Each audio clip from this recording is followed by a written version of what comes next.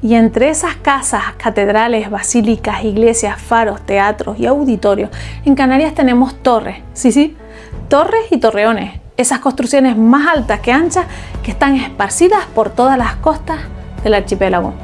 Podríamos decir que entre chuzo y chuzo y cremita solar para no quemarse, estas edificaciones defensivas pasan desapercibidas a los humanos.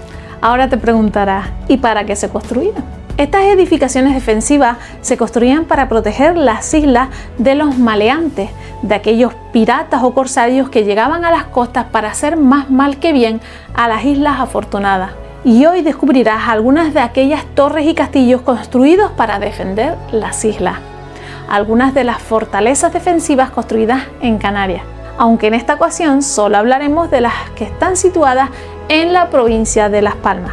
Prepara las roscas, cotufas, millitos o floritas porque comenzamos. Aprende con los podcasts de Wanchipedia, aprende sobre la cultura de las Islas Canarias. Síguenos en las principales plataformas de difusión de podcast y a través de nuestras redes sociales.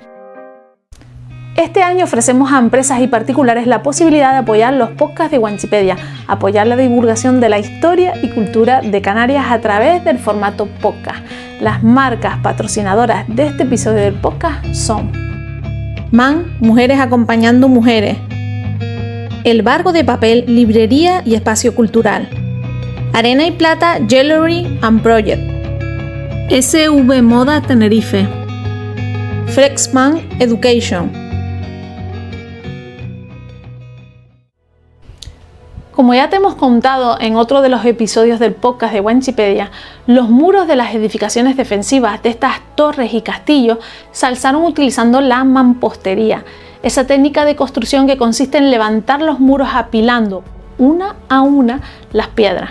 Te sorprenderá saber que este método tradicional proporciona una gran resistencia a las construcciones.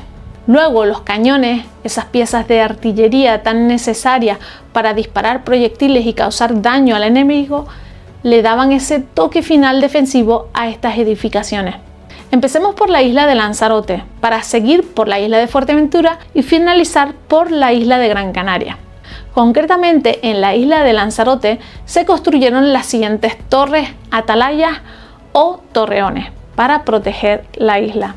La Torre del Águila, más conocida como el Castillo de San Juan de Rubicón de Femés o Castillo de las Coloradas, es una edificación defensiva que está localizada al sur de la isla, en Playa Blanca. Se afirma que este castillo fue construido en el año 1741 sobre los restos de la antigua Torre del Rubicón. Además, es la única fortaleza defensiva que se construyó para proteger el sur de la isla de Lanzarote. La idea de situar la torre defensiva en ese lugar la tuvo el comandante Andrés Bonito Pignatelli, un comandante muy importante en las estrategias defensivas de Canarias.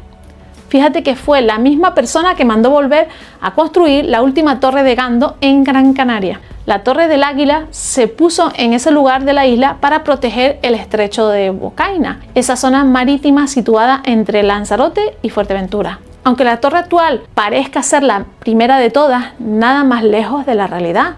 Esta edificación defensiva se incendió y tuvo que ser reconstruida en el año 1767, dando lugar a la actual torre. Recientemente, en el año 1949, la Torre del Águila recibió la mayor distinción legal para un bien de patrimonio, es decir, se declaró bien de interés cultural por ser un inmueble histórico que hay que proteger y mostrar a futuras generaciones.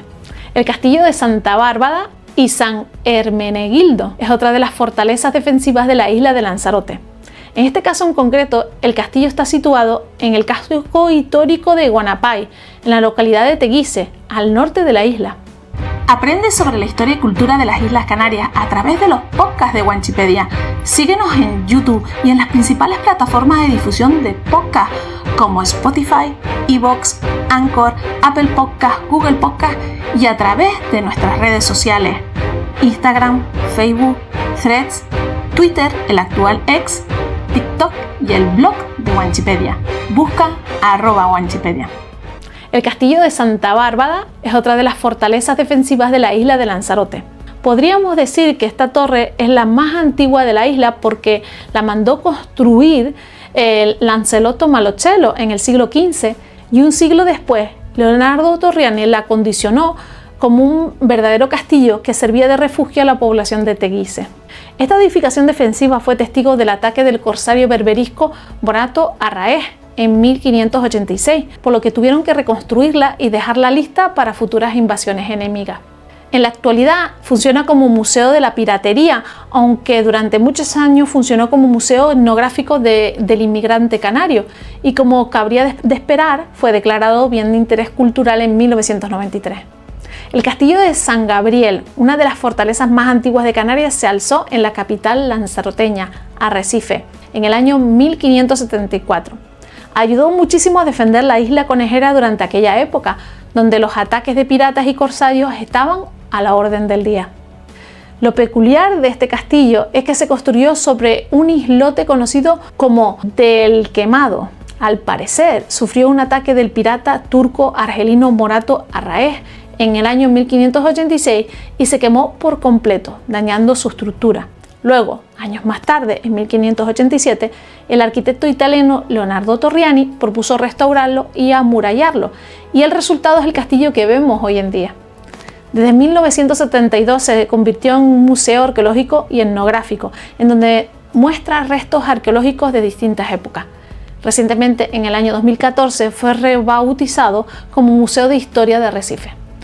El castillo de San Gabriel fue declarado bien de interés cultural en el año 1979 como conjunto monumental. Eso incluye el puente de las bolas, el puente levadizo y los caminos que lo conectan a la costa. El castillo de San José, otro castillo también situado en Arrecife, fue este castillo, alzado en el siglo XVIII entre 1776 y 1779.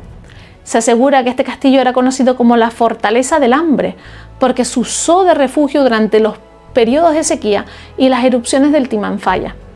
Hoy en día es la sede del Museo Internacional de Arte Contemporáneo y fue declarado bien de interés cultural en 1949.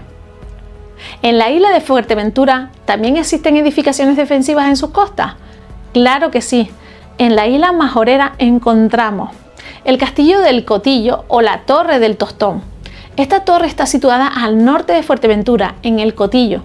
Al igual que otras torres defensivas localizadas en las islas, este tipo de construcciones circulares protegían a la isla de Fuerteventura de aquellos navíos que llegaban a sus costas. Se asegura que en el mismo lugar donde está ahora el castillo, estaba ubicado el castillo de Rico Roque, alzado por Jean de Bettencourt. Además, no solo defendió Fuerteventura, sino que jugó un papel importante en el comercio de la cochinilla, ganado y cereales. En 1949 fue declarado bien de interés cultural por ser un inmueble histórico que hay que proteger y mostrar a futuras generaciones.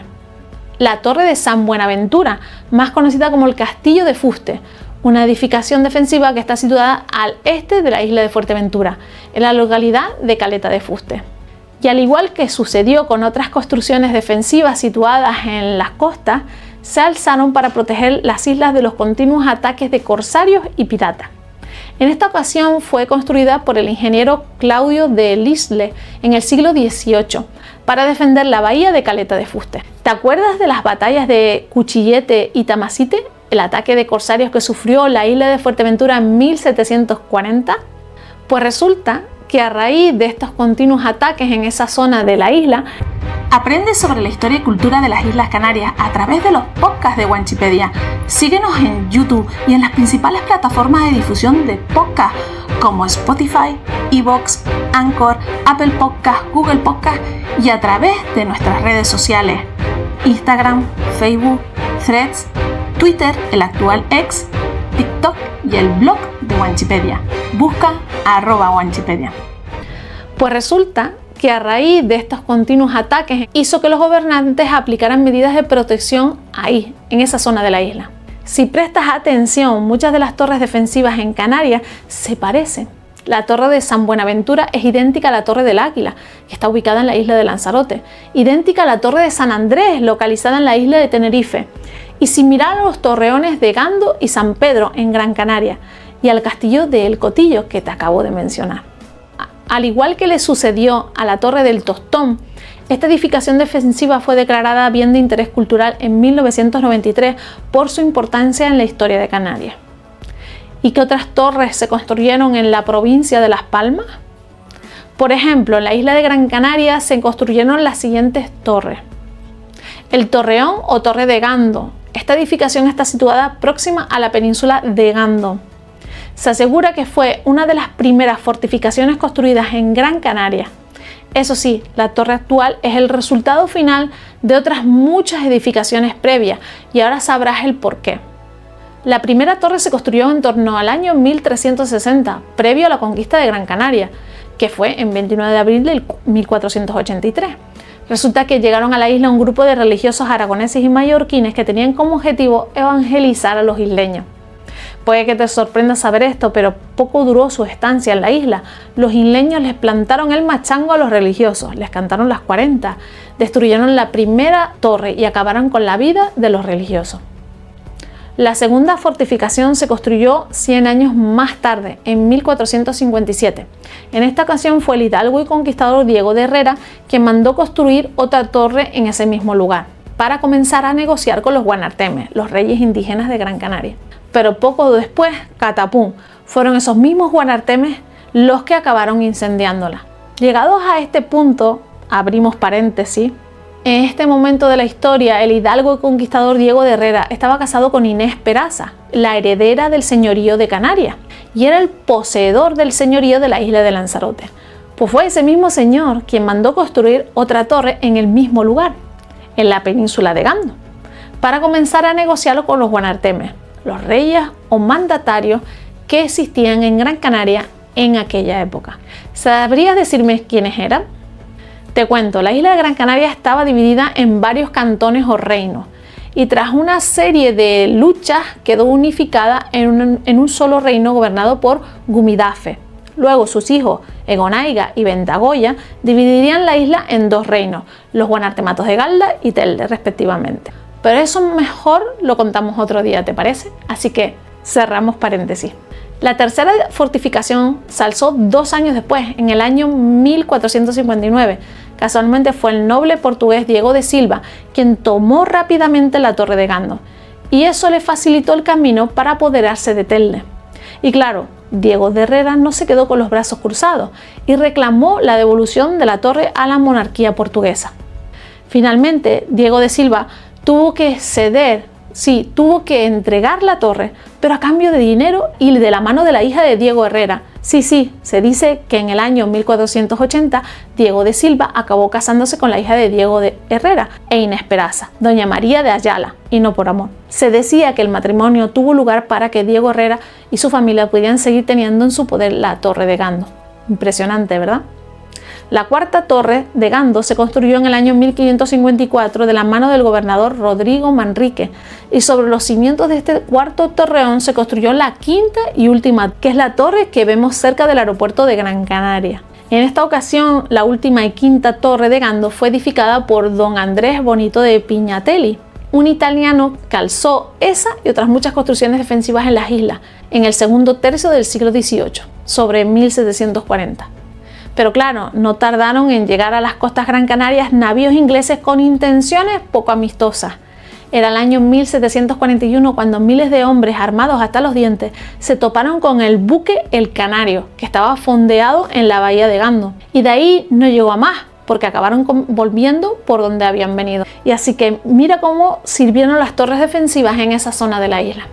Desde finales del siglo XIX la Torre de Gando se convirtió en un edificio sin utilidad militar.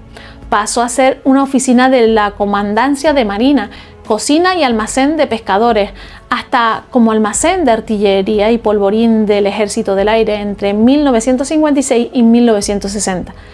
En el año 72 comenzó el proceso de restauración de la fortaleza, hasta que se convirtió en el actual Museo de Aeronáutica Canaria en 1982. En la actualidad, el acceso a esta torre está restringido porque está situada en una zona militar.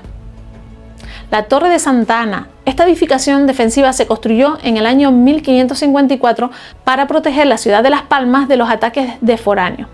Te sorprenderá saber que esta torre formó parte de la emblemática antigua muralla de Las Palmas o Muro del Real, de la cual no ha quedado nada en la actualidad. El torreón de San Pedro Mártir Otra torre que está localizada en la zona costera del barrio marinero de San Cristóbal, al este de Las Palmas de Gran Canaria. De ahí que también se la conozca como el Castillo de San Cristóbal. Esta torre fue mandada a construir por el rey Felipe II dentro del plan estratégico de fortificar aquellas zonas de Gran Canaria que pudieran ser vulnerables a posibles ataques de corsarios y piratas. Era el año 1478 cuando el gobernador y militar español Diego Melgarejo alzó el castillo de San Cristóbal.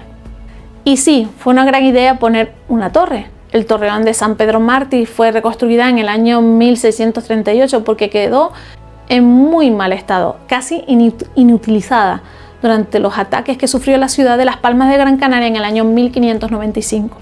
A sus costas llegaron varios maleantes, como por ejemplo el corsario inglés Francis Drake y el corsario holandés Pierre van der Dag. Como curiosidad, me gustaría contarte que uno de los cañones que exhibe el Museo de la Casa de Colón en Gran Canaria es uno de los cañones que estuvieron en el castillo de San Cristóbal. ¿Lo sabías? El torreón de San Pedro Mártir es una construcción declarada Monumento Histórico Artístico en el año 1949 y es un bien de interés cultural. Una torre protegida para que las futuras generaciones puedan recordar el pasado vivido en las islas. Espero que te haya gustado conocer las edificaciones defensivas de la provincia de Las Palmas. Y como siempre decimos en Wanchipedia, conociendo el pasado se entiende el presente y se cambia el futuro. Ya sabes, si quieres conocer más sobre la historia y cultura de Canarias, sigue escuchando los podcasts de Wanchipedia. Y si deseas consultar la bibliografía y referencias utilizadas para la creación de este podcast, visita el blog de Wanchipedia, wanchipedia.com. Nos vemos en el próximo episodio. Besitos mis niños y mis niñas. Chao. Este año ofrecemos a empresas y particulares la posibilidad de apoyar los podcasts de Wanchipedia, apoyar la divulgación de la historia y cultura de Canarias a través del formato podcast. Las marcas patrocinadoras de este episodio del podcast son MAN, Mujeres Acompañando Mujeres, El Barco de Papel, Librería y Espacio Cultural, Arena y Plata, Jewelry and Project, SV Moda Tenerife, Flexman Education. Aprende sobre la historia y cultura de las Islas Canarias a través de los podcasts de Wanchipedia.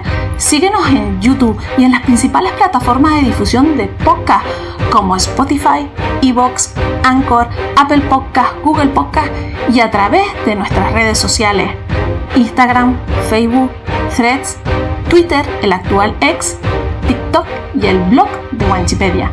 Busca @Wanchipedia. Debido a la escasez de contenidos digitales relacionados con nuestra cultura, la cultura de las Islas Canarias, desde Wanchipedia queremos aportar nuestro granito de arena. Para ello utilizaremos las Wanchi Entrevistas, un formato ideal para acercarte a las personas más relevantes de nuestro archipiélago.